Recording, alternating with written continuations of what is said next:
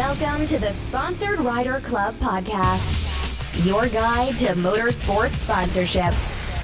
Here's your host, Josh Weesey. Welcome to the 8th installment of the Sponsored Rider Club podcast live experience, which is powered by AMSOIL. And this specific episode was also brought to you by GSP XTV. They make some awesome axles. Get a hold of Bold Racing. That's Jimmy Moore specifically at Bold Racing to find out more about GSP XTV axles. And you're going to hear a little bit more about AMSOIL in the beginning of the live episode. So this show was actually recorded on Facebook Live, and we brought on Jeff Vanasdal. He is the owner of TopToPodium.com. He's also the global community manager for Can-Am Off-Road. And he has been a sponsor of this podcast since way back in the day, the first couple of episodes. He was featured originally on episode 2, so the second ever guest on the show. That was 84 episodes ago. Now, this live podcast, it's, again, recorded on Facebook Live, so the quality of the audio isn't as great, and I don't do the same editing on this show as I do with the other one. So if this is the only one you've ever heard, if this is the only version of the podcast you've ever listened to, I highly encourage that you check out the couple standard episodes that are out there. And either way, head over to iTunes, leave your feedback. We've had over 55 ratings on there, all 5 stars. So I'm very excited that people have been willing to go and leave their feedback. I want you to do it as well. So go leave that feedback. That would be great. All right, without further ado, we're going to get into the show.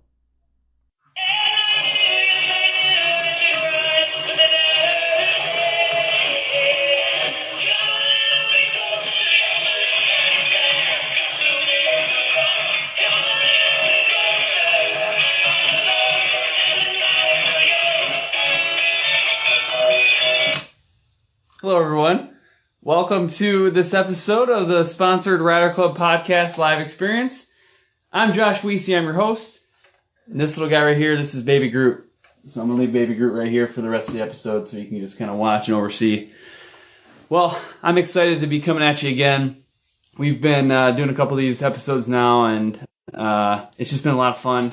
I learn a lot in these episodes as well. Hey, look, we got people joining already, too. Scott Sparrow is on, Chris Abramson. So, what's up, man? Keep it clamped, Chris. Clamped. That's just my shout-out for Chris. He knows what I'm talking about. I just wanted to thank everybody again for coming on. You too, Brett Bennett. Thanks for coming on. We're going to be talking about some pretty cool stuff later in the episode. We've got Jeff Vanasdal coming on. He was originally featured on episode 2 of the podcast. The link to his original episode is above. And we're going to be talking about sponsorship and websites. We're going to be talking about motorsports marketing, and he's an expert at it. So there's very few opportunities you get 30 minutes to sit down and talk with an expert in motorsports marketing. So that's what we're doing today.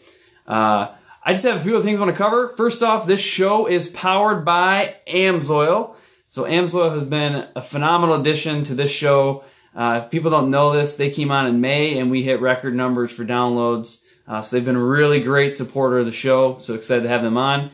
And from the live standpoint, this is their, I think this is the 3rd show that they've been covering from a live standpoint too.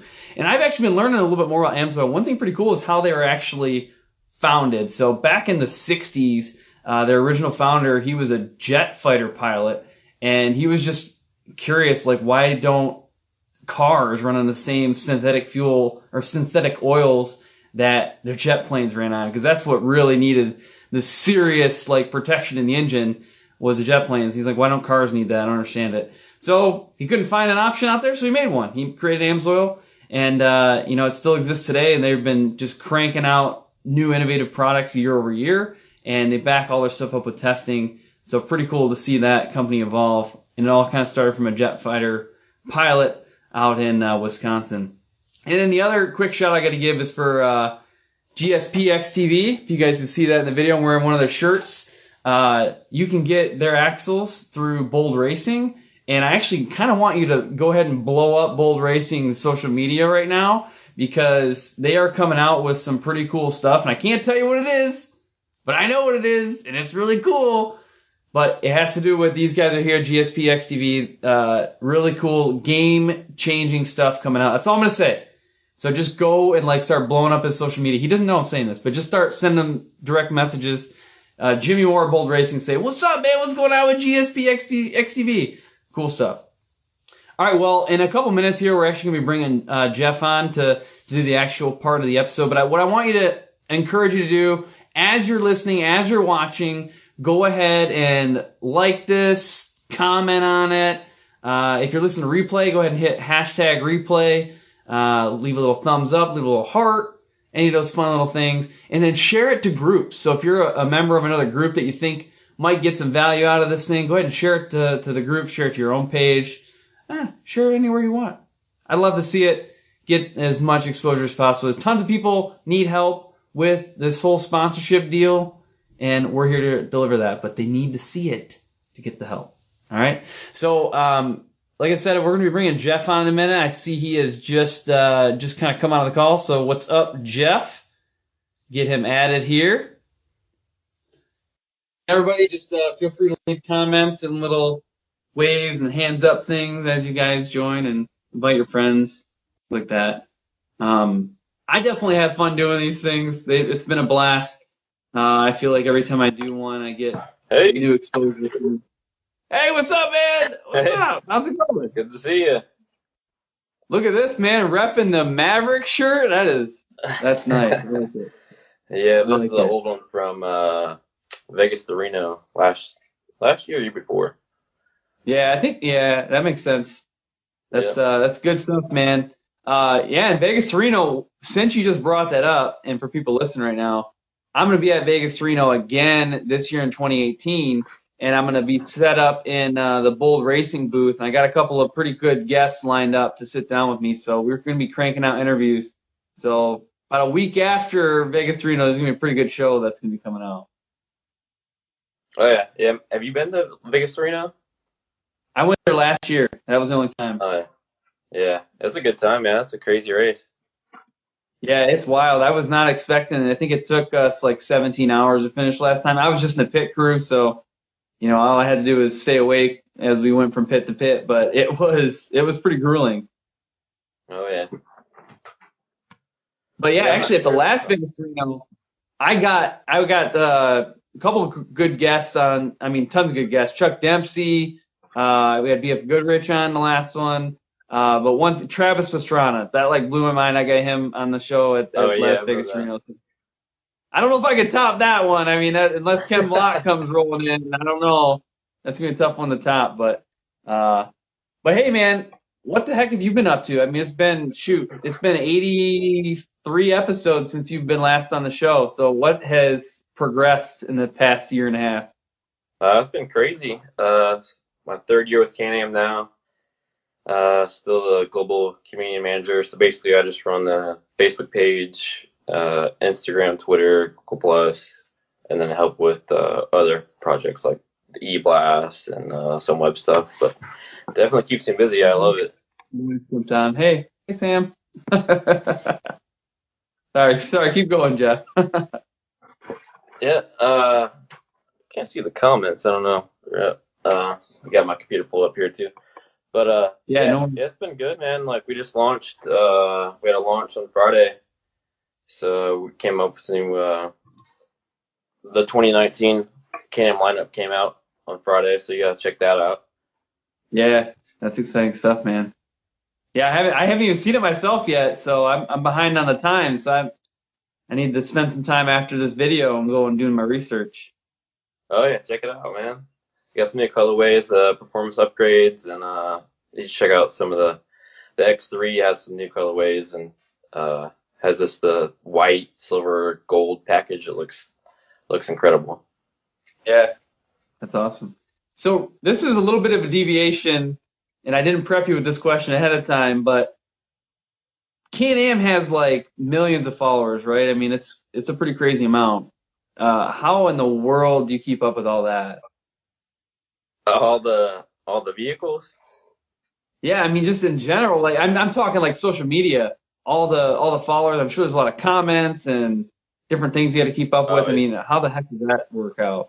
Yeah, it's not easy. It's man, I work 40 plus hours a week on just social media, and we have I think 1.7 million followers on Facebook, and Instagram's up to 250,000. And that's in we built it from like 0 to 250,000, like I think a year and a half. Really? So yeah, we made pretty good progress on that. But yeah, it's Wow. a job, man. It's on Facebook and Instagram. Everything's changing daily, so you got to keep up with, all the best practices, and then like Yep. the algorithm's constantly changing, so you have to keep trying new things, innovating, stuff like that. So, but it's fun, man. I love it. The reason why I wanted to call that out, or at least one of the reasons why, is if people are listening right now, like Jeff is managing a serious social media right now. I mean there's not many other businesses in motorsports that have that much stature in social media. So some of the things he's saying, he's got some experience in it. So it's really good stuff. Not to mention running toptopodium.com. Oh yeah. That's just kind of what started it all. I my previous podcast with you, I kind of explained my backstory, but kind of talk about that a little bit. I've been riding since I was 8 years old, and I started racing GCC, and then kind of fell into the media thing. So I worked for ATV.com, and then ATV Riders, Harlan Foley. I worked with him for like 10 years, and then I was at a media event, and someone's like, hey man, like Can-Am's looking for a social media guy. I'm like, oh, that'd be awesome. So that night I put together my resume, and it wasn't just a normal resume. Like I don't do stuff like, I don't want to be average. So what I did was that night I put together a whole website that looked like the Can-Am website, but it had all pictures of me riding Can-Ams. And I sent that website in as my resume to get hired on as the social media guy for Can-Am. Yeah, that's awesome. And it worked. Yeah, 3 years now. 3 years. That's awesome. And honestly, that Instagram metric you just shared, that's a pretty big deal. Going from 0 to 250,000 people or whatever in a couple of years, that's pretty impressive. Yeah, it stays busy. I think right now I prefer like Instagram just because the algorithm's a little better than Facebook right now. But yeah, I mean, there's so many things constantly changing. But yeah, man, it's a job for sure. Yeah. Well, I want to get into a little bit of the topic that we wanted to talk about tonight, and that's specific to the motorsports world on marketing, sponsorship, and I kind of want to get some of your ideas around websites and resumes. I know that's a thing that you work on a lot with Top to Podium, is those things. And actually, you're working on a new podcast website as well for this show, for the Sponsored Rider Club podcast. Yeah, it's pretty much done. we just kept going back and forth on the naming of the episode. So it's good stuff. We can launch it probably this week. Oh wow, that just got it got real and stressful, but that's awesome though. But hey, I want you to kind of walk us through some tips or things people should be aware of when it comes to those marketing tactics. As far as like putting together a sponsorship resume and let's start with resume and go from there. All right, the basic thing about sponsor resume is like companies receive literally like thousands of sponsor resumes every year. And the main thing is you want to stand out from the crowd, like, because they'll get them in like, oh yeah, okay, this looks like, it's just, if you get an email, for example, and it's like this one big paragraph, you're really not going to read it. You're just going to skim through it, right? Yeah. So my philosophy with the sponsor resumes and websites too is like, make it stand out. Like, so what we do is with the sponsor resumes, we use this responsive web design. So with ours, you don't just get like a PDF. You get a desktop version, a mobile version, and a PDF version. So just in case, like, say they want to download it, you have a PDF version you can attach in the email. But what you do is you just send them a link just like you would a website. So it's just super easy, simple, and depending on what device, like whoever you send it to, the layout will change and optimize to that particular device. So it's just say if it's on a phone and have a phone layout pretty similar to what an app would look like. And then if they're on a desktop, it'd just be like a website, like for a desktop version. Yeah, if people can't visualize this, I think you might have a little video on your website. But I also posted something on my Instagram and Twitter maybe a couple months back where it shows just a quick snapshot of what that kind of looks like. But I don't know, it's a game changer. If I was to open the resume and like look at that on whether it's my, I got another phone, if I pull it up on this phone or if I pulled it up on a computer, and it's pretty cool. Pretty cool. Oh yeah, and the cool thing about the digital version is like, say you have videos you want to embed, well, you wouldn't necessarily be able to do that if you had a PDF version, like, and print it out. That's the thing, is like you send it to them, and it's like 2018, so it's just everyone's going with like paperless. So you have a paper version if you want, you can print it out, but you have pretty much your own website. So, have you watched the movie Black Panther? I haven't yet. No, you don't watch movies. You're not a movie dude. I like movies. I don't really watch TV much.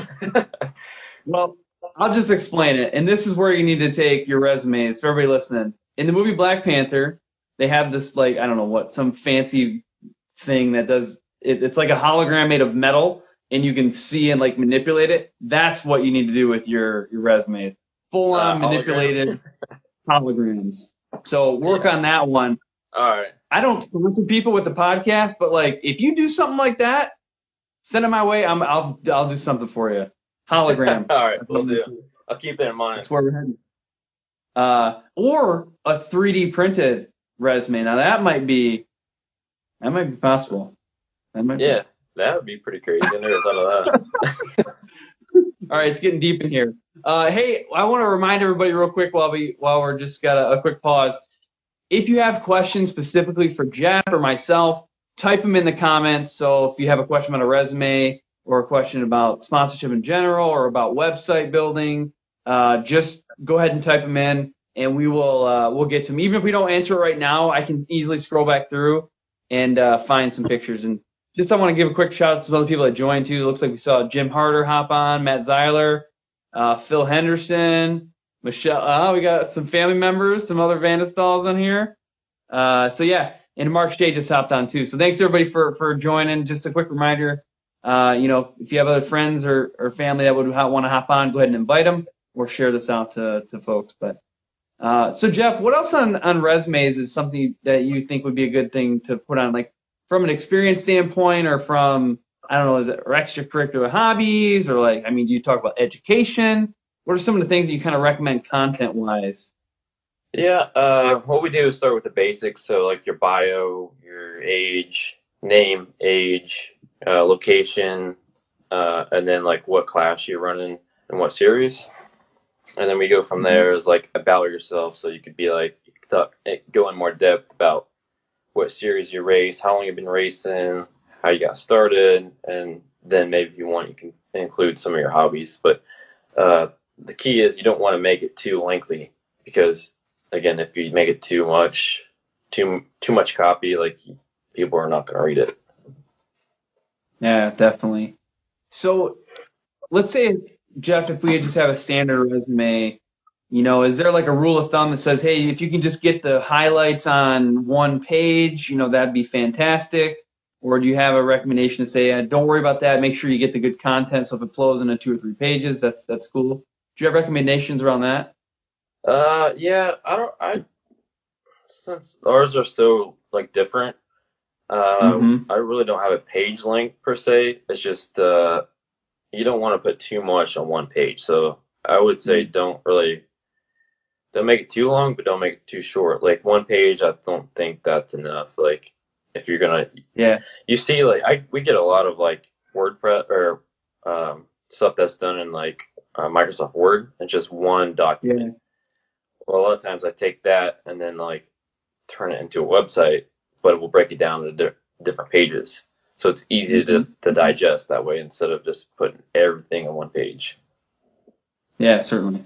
And I just wanted to call out real quick too, Chad Shoemaker just said something. You know, we typically share a link to our website, to our About Us. So yeah, that's a good best practice there.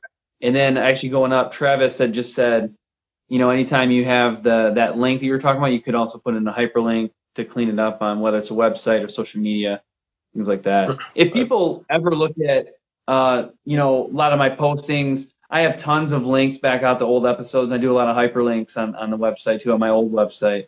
But yeah, that's definitely good options there. And looks like Corey Weller just joined. What?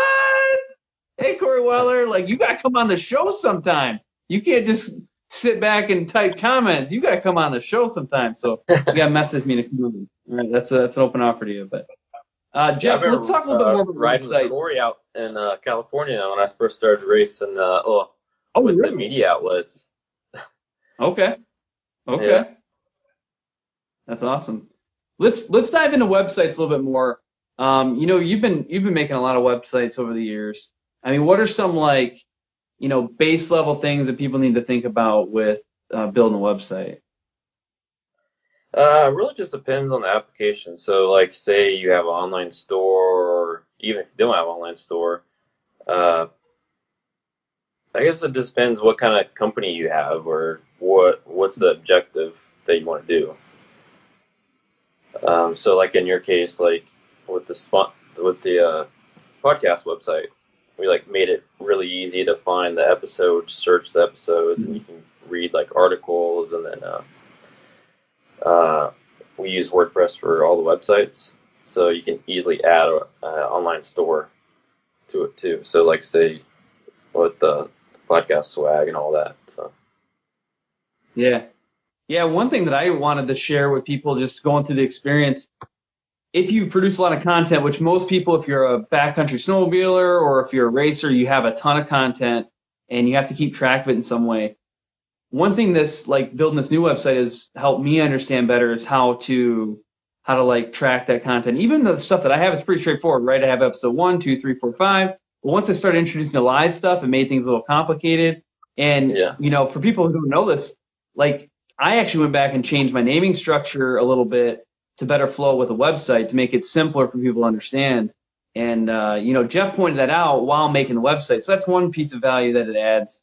And also a lot of people they've asked me this before. They're like, why would I do a website nowadays? I have Facebook, I have Instagram, but one of the key things about having a website is you own it. Facebook can, like Jeff was saying, it changes every day. Instagram changes every day. Twitter changes every day. And, you could lose some of that content or the way it's presented, or it might change the way it's presented, but the website you own and you can manage that. Oh yeah. Yeah. I always tell people like, that's kind of like you said, people want like, well, why you need a website? Well, website, not only do you own everything, but it'll act as a central hub for everything. Like, yeah, you can have all your videos in one spot, all your race reports, your photos, and that all can be easily lost on Facebook because, well, one, the algorithm on Facebook, like, it really just goes out to like one less than 1% of your fan base. Yeah. So, if you just have a link, so say like your race report, you can send them a link directly to that race report. And this looks a little more professional. Yeah, definitely. Yeah, one thing that I like, I send a lot of traffic back to my website from social media. That way, you know, all the content is right there. Social media has a lot of other fun factors to it, and I think it's a huge part of the strategy. But it's just, I still think websites add a lot of value. Oh yeah, I agree. I don't think they're going anywhere. They're here to stay. Right. So we've got a couple questions that were coming in here, and I'll read them off to you because I don't think, Jeff, you're able to see the questions right now. But one of them is from Jason Klatt, and he asked, what's a good way to start out a resume? What should you put as an eye catcher? Way to start. Well, if you don't have a sponsored resume, I can send you we have a form you just fill out. Just has the basic questions on it, but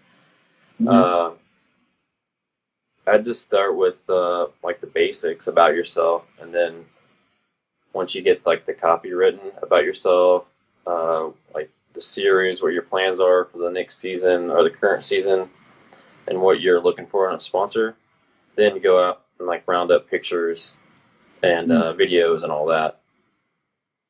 Yeah, perfect. So Travis had a question here. Do you suggest opening up with a deck and then a multiple page proposal after the sponsor shows some interest?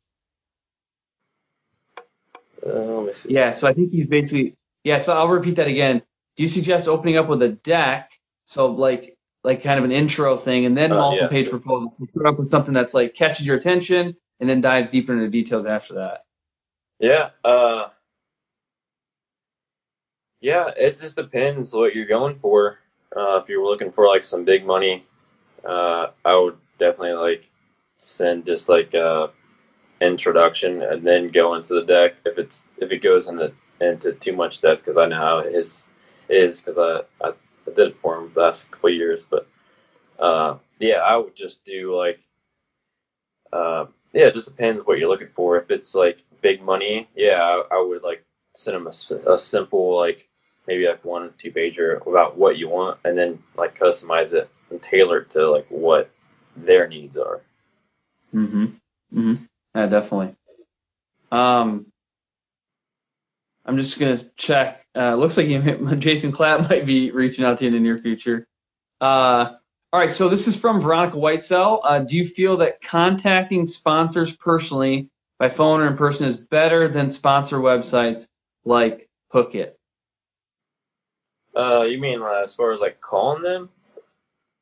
Exactly. So I think she's wondering, which way is better.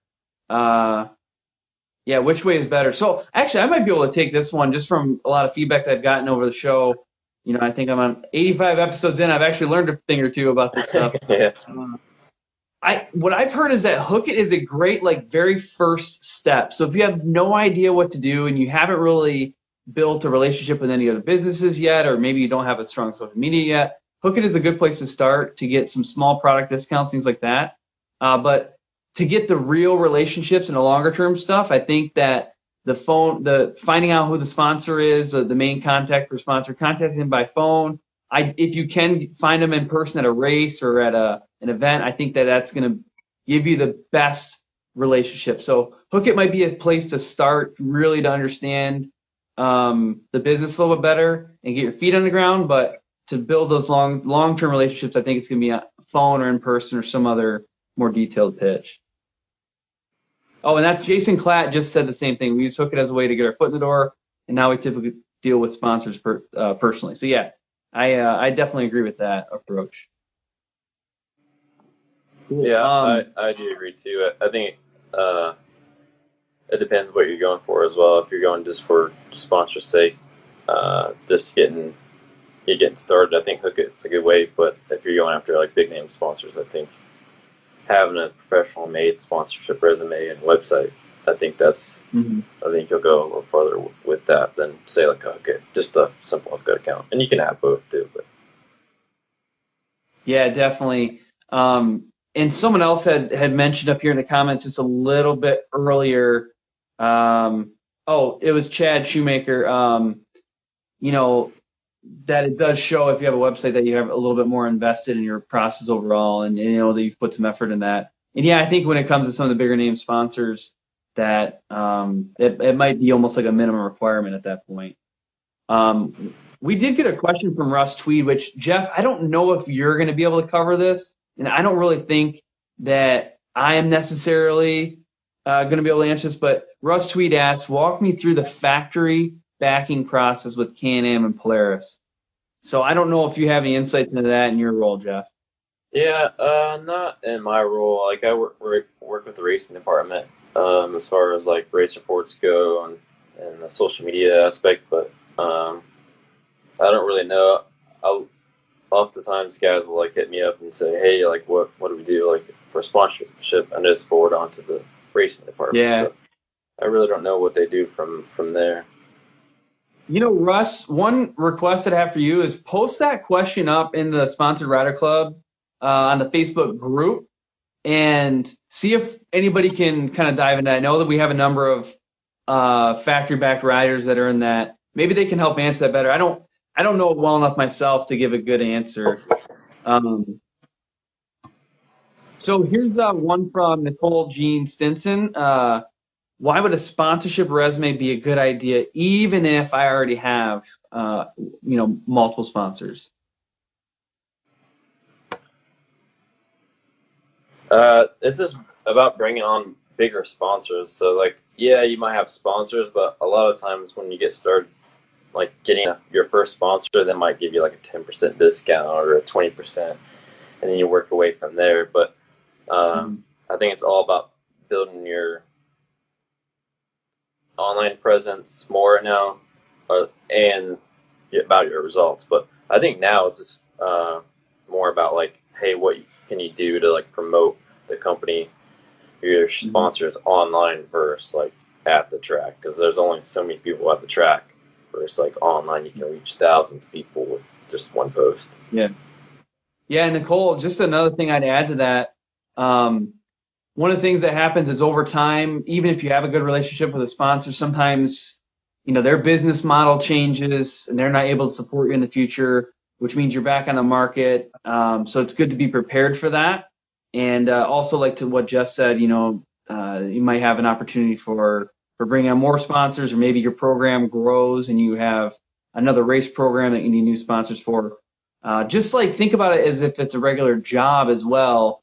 You might want to keep your resume updated in case something changes and you're no longer able to continue on in that current business. So that would be some of my thoughts on why it's still good to have a resume, even if you already have even a great sponsors in your bucket. Oh yeah, that's a good question. Perfect. Well, I'm going to check the time here. We are already hit our 30-minute mark today, so I want to kind of start wrapping things up. But first off, I really appreciate everybody for joining. These are really good questions. Like, we're getting down to the core of things that make sponsorship programs successful. So I want to continue this conversation.